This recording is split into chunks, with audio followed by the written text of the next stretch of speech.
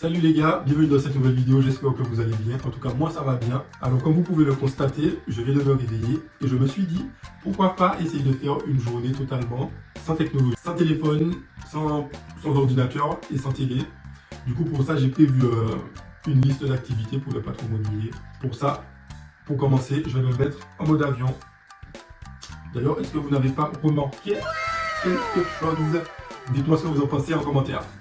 Donc là, pour commencer la journée, je vais prendre mon petit déjeuner et ensuite j'irai à la salle de sport.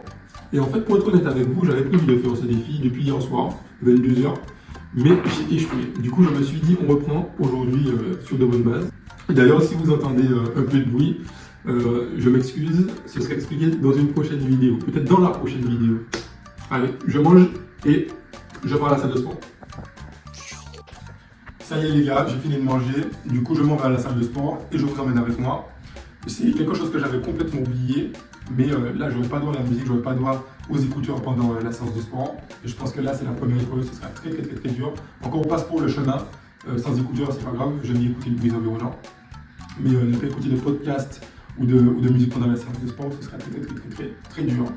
Mais bon c'est pas grave, ça fait partie du jeu. Donc voilà, je m'en vais.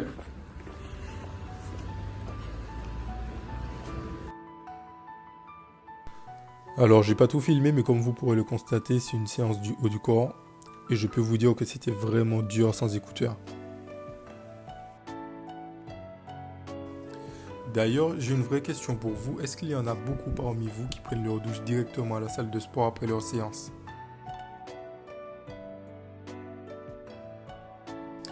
Et là attention, je parle pas à ceux qui taffent et entre midi et 2 ils vont à la salle de sport et après ils doivent retourner au taf. Je parle pas à ceux-là. Je parle à ceux qui vont à la salle et qui savent qu'après ils rentrent chez eux. Parce que est-ce qu'on est d'accord pour se dire que c'est vraiment le pire endroit au monde? Je pense que là-bas tu peux attraper toutes les maladies et en plus ça pue. Bon après vous me direz je vais aller dans une salle d'entrée de gamme.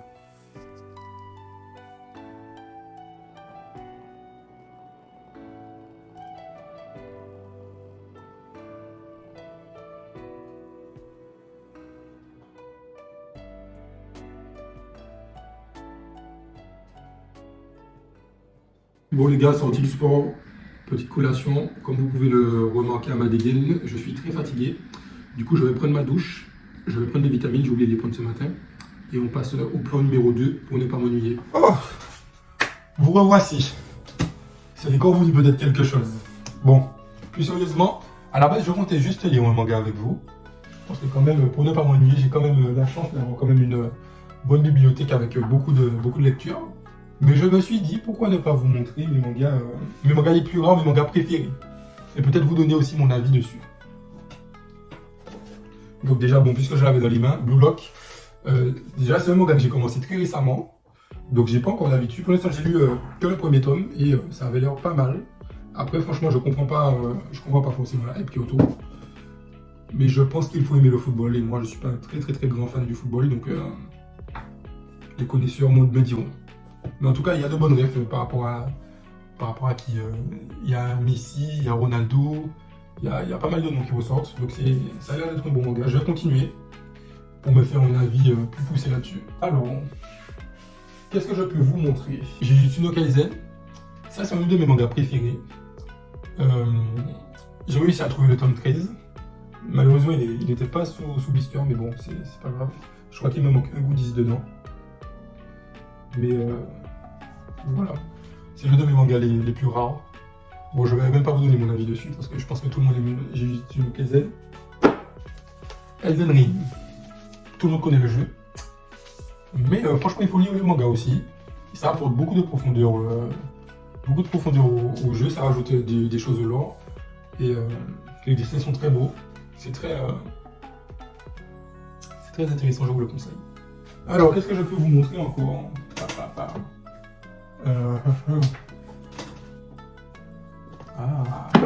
Ça, je vais vous montrer ça. Très récemment, j'ai commencé des webtoons et j'ai commencé avec Bâtard. Non, à la base, j'avais commencé avec Solo Leveling que j'ai lu l'intégralité en version scan internet. Et du coup, j'ai décidé de continuer avec d'autres œuvres parce que j'ai beaucoup apprécié Solo Leveling. Et je vous conseille Bâtard. C'est une petite histoire, mais Il y a 5 livres, j'ai les 5, et franchement c'est super intéressant. Il y a beaucoup d'intrigues, entre gros guillemets, mais en tout cas c'est une histoire haletante et très attachante. Donc je vous le conseille si vous voulez commencer les webtoons. Alors Japan, ça c'est le des mangas que je suis le plus fier d'avoir, fier entre gros guillemets, parce que bon je pense qu'on le trouve à peu près partout. Mais en fait il y a de Kentaro Miura, le mec qui a fait Berserk. Et du coup je voulais connaître ses autres œuvres. Et j'ai pas attaché, je me suis pas attaché à l'histoire. C'est pas. Peut-être que j'ai mal compris aussi. Mais je suis content de la voir. Ça rencontre quand même son autre univers. Les dessins sont pas mal, ça c'est intéressant. Et l'écriture est bonne, mais c'est un peu trop ancien pour moi. J'ai l'impression le style, même l'histoire, c'est un peu trop ancien. Je vais vous montrer le top, les mangas que je suis le plus fier d'avoir dans ma collection. Ah bah tiens, d'ailleurs. Il y a aussi ce petit t-shirt collector My Hero Academia que j'ai eu de Burger King. Sachez qu'il ne sortira jamais de son blister. Alors,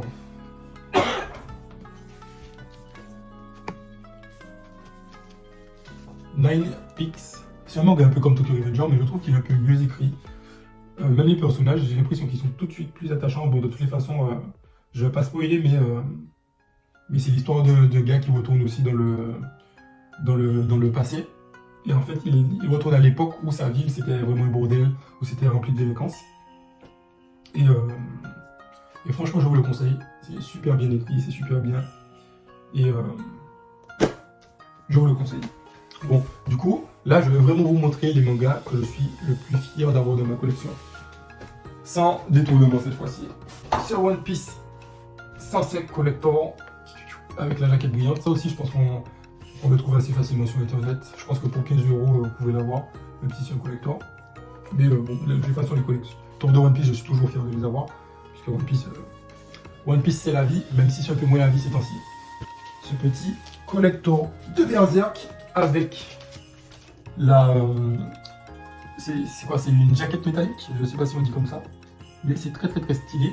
Et lui aussi restera pour toujours sous blister. Non mais c'est quand même incroyable. Hein. Avec les lumières du LED et tout, c'est... Wow. Incroyable. Je suis vraiment fier de l'avoir parce que je suis un grand fan de Berserk. J'ai plus de collector JJK. J'ai le 20, le 21, le 17 ici, toujours sous blister. Que je suis très fier d'avoir.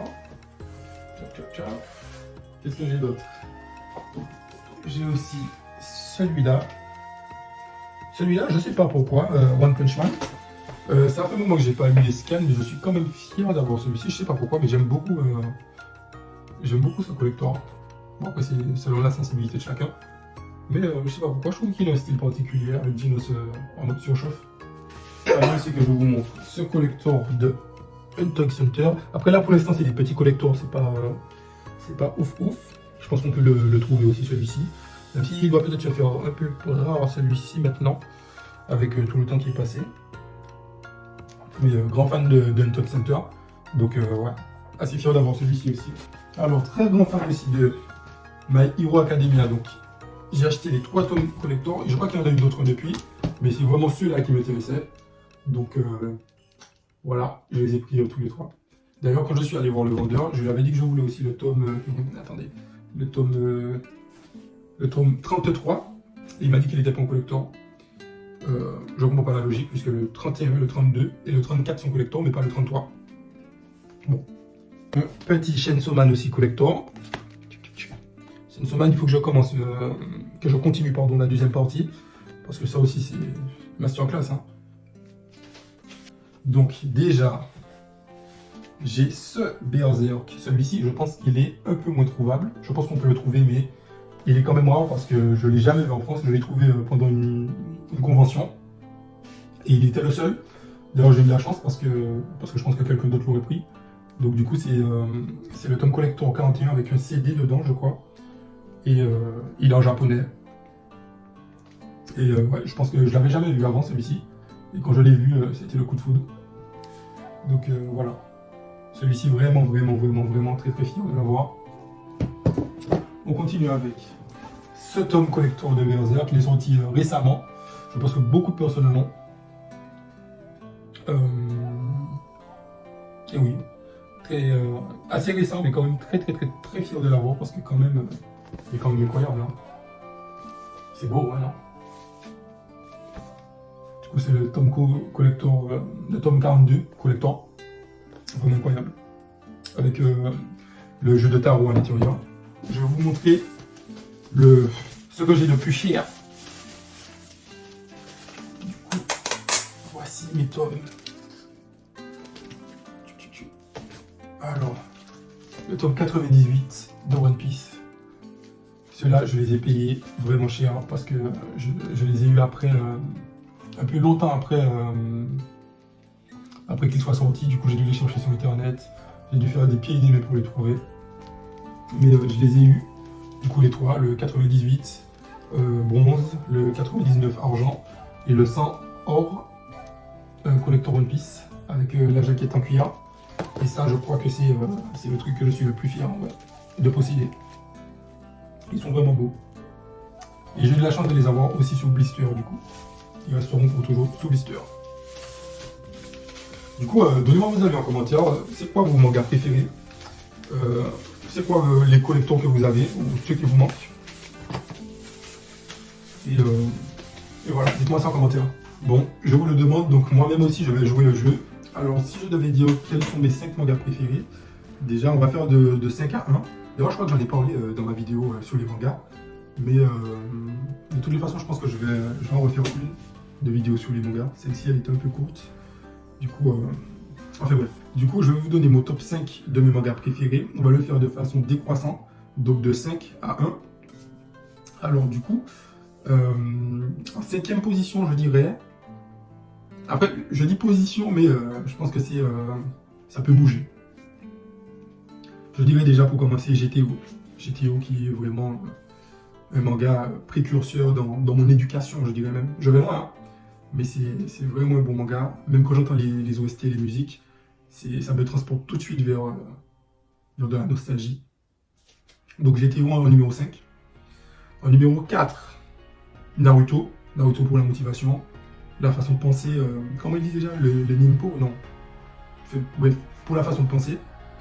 En numéro 3, je mettrai Death Note, parce que jusqu'à aujourd'hui, pour moi c'est une masterclass. C'est une masterclass. En numéro 2, je mettrai Vagabond. Vagabond, très bon manga aussi avec Musashi Miyamoto. Vraiment excellent, un manga... Déjà, c'est un manga d'histoire, les dessins sont incroyables, même les leçons, on voit le personnage évoluer au fur et à mesure, c'est vraiment un manga inspirant. Et en numéro 1, Fairy Tail. Je plaisante, bien sûr, ce n'est pas Fairy Tail. Fairy Tail, à la base, Fairy Tail c'était un bon manga, mais à partir de certains moments, on ne sait pas qu'est-ce qui s'est passé. Des personnages morts qui reviennent, le power-up de l'amitié qui fait Anatsu et ses amis gagner tous les combats. En fait, c'est un manga que tu... En fait, c'est sans surprise. Et puis c'est répétitif, c'est tout le temps Natsu rencontre un personnage, un méchant. Ils se battent, il bat Natsu. Natsu revient plus énervé. Et avec le pouvoir de l'amitié, sans entraînement, juste avec la rage et ses amis, il arrive à gagner. Donc c'est pas ouf pour moi. Pour moi, c'est pas une bonne façon de voir les choses. De combattre l'adversité entre guillemets, il n'y a pas d'évolution, Natsu il change pas tellement je trouve pas, il reste assez plat du début à la fin, contrairement à certains personnages. Le numéro E, je mettrai bien sûr sans surprise, vu les investissements, je mettrai Berserk, pour l'histoire, la qualité du récit, l'évolution du personnage, à chaque fois on est surpris, à chaque fois qu'il y a un nouveau méchant, un apôtre, c'est magnifique, même la rivalité Griffith et Guts. Pour moi, c'est la parfaite opposition. Donc pour moi, voilà, c'est ça mon top 5. J'aurais pu rajouter aussi Fullmetal Alchemist, qui est l'un de mes mangas aussi préférés. Mais bon, c'est un top 5, c'est pas un top 6. Du coup, voilà. Du coup, j'attends vos tops en commentaire. Donnez-moi votre avis. Et voilà. Et du coup, je vais continuer sur la lecture du tome 2 de Blue Lock.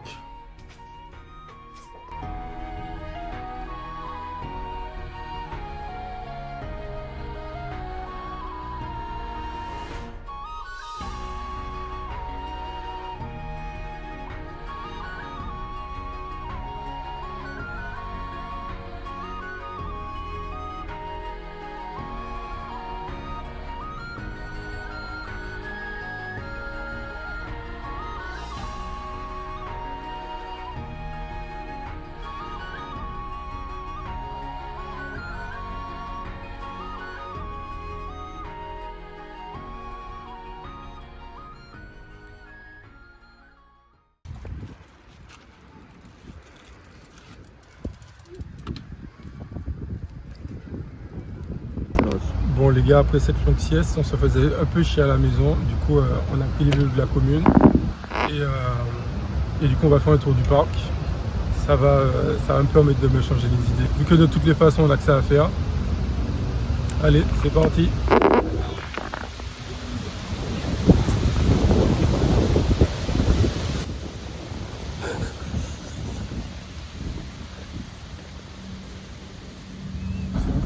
Est-ce qu'en vrai, ce serait pas ça la vraie vie? Rester là dans la nature avec ses pensées, apprécier le ciel, apprécier la terre, apprécier justement l'instant présent. Est-ce qu'en vrai, ce serait pas ça oui, je pense que notre génération oublie de s'ennuyer, oublie de rester avec soi-même. Je fais grave mon philosophe, mais demain à la première heure, je prends mon téléphone. Parce qu'en vrai, ce qui est le plus dur aussi dans cet exercice, c'est, pour moi personnellement, c'est de ne pas pouvoir vérifier mes mails. Et ça, je sais que c'est un vrai truc de vieux, mais c'est vraiment très compliqué.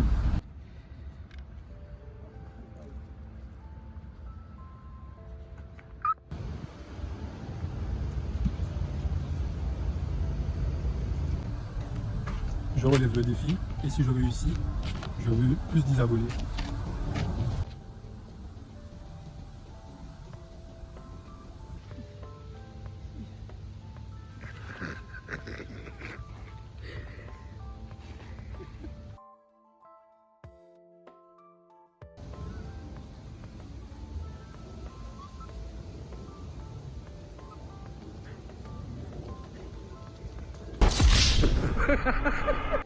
Je tiens à dire que ce n'est pas de ma faute, c'est ma bague qui m'a fait glisser.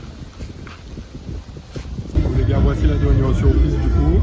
On a de la chance, il y a une fête foraine pas trop loin de chez nous, donc du coup pour terminer la journée en beauté, on va s'amuser à la fête foraine avant de rentrer. Petits et grands, venez déballer.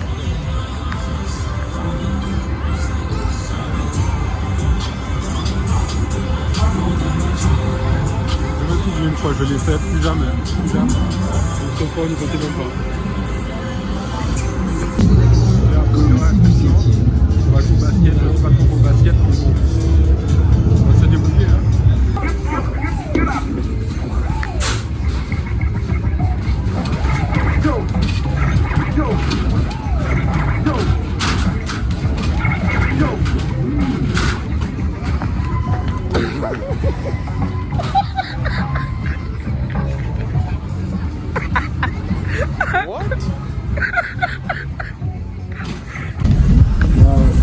On a gagné une figurine de l'éponge, mais on ne sait pas pourquoi l'église. Mais bon, c'est toujours ça qui gagne. C'est un Patrick malade.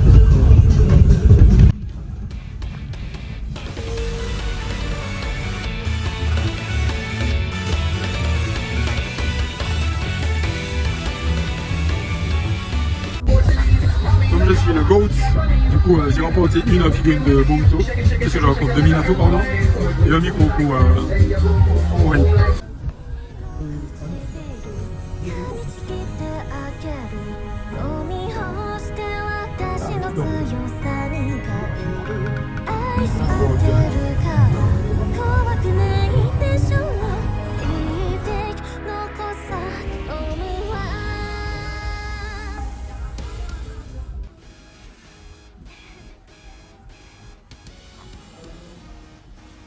Donc les gars, voici, on arrive au terme de la vidéo. Donc qu'est-ce que je peux dire que j'ai appris de cette expérience? Mais du coup, premièrement, que quand le cerveau s'ennuie, il change des trucs à faire. De toutes les activités, on a eu la chance quand même, parce qu'il y avait la fête foraine, on a la patrouille chez nous aussi, patrouille chez moi. Si vous avez aimé la vidéo, moi si vous en avez pensé en commentaire, n'hésitez pas à vous abonner et à mettre un like.